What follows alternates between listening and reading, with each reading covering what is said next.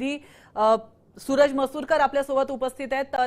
ते अधिक माहिती त्यांच्याकडून घेऊयात। सूरज, कोर्टामध्ये सुनावणी सुरू आहे, आत्ताची काय घडामोड समोर येते, काय अधिक अपडेट समोर येते?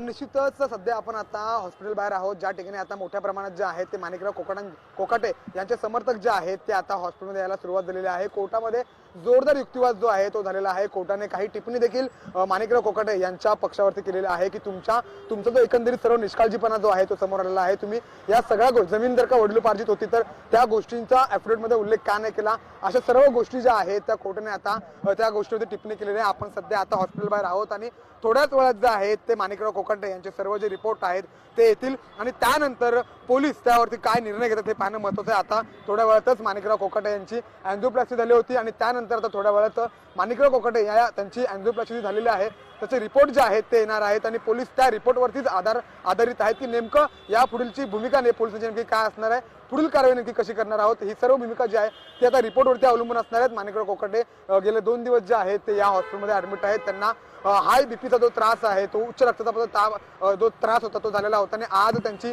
अँजिओप्लास्टी जी आहे ती झालेली आहे। थोड्याच वेळात माणिकराव कोकाटे यांचे रिपोर्ट्स येतील आणि त्यानंतर पुढील जी भूमिका आहे, पुढील जी पावलं आहेत ती नेमकी कशी असणार आहेत ती आता पोलीस थोड्या वेळात ठरवणार आहेत। मात्र कोर्ट नेमका आता यावरती काय निर्णय देतंय हे देखील पाहणं तितकंच महत्त्वाचं आहे।